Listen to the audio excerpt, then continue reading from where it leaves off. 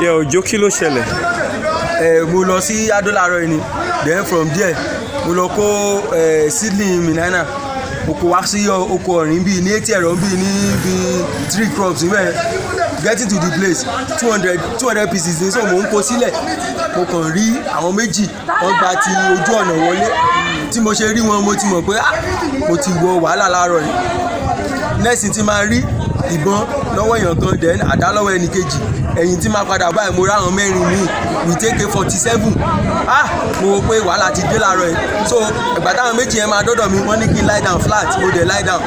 First question táwọn kọ́ bá béèrè lọ́wọ́ mi pé àwọn tó wà lẹ́yìn bẹ́ẹ̀ yẹn kọ́, àwọn òyìnbó tó ń ṣiṣẹ́ ogun bíbà yìí àwọn náà béèrè lọ́wọ́ kọ́ béèrè.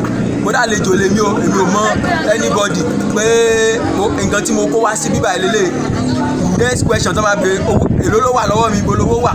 Mi ò lówó dání bọ̀, mo sáré wọnú mọ́tò, mo dẹ̀ 4,500 tí mo pàdé bẹ̀rẹ̀ mo ní láti kó fún wọn, mo ní láti spare our lives.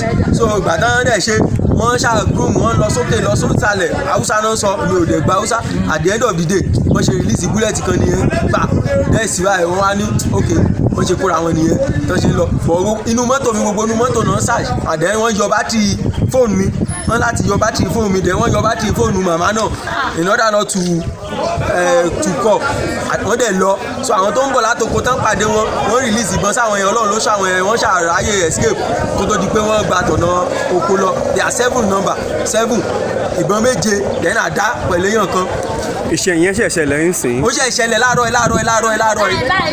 Ní Wednesday 22 June 2022 ní Orin Èkìtì.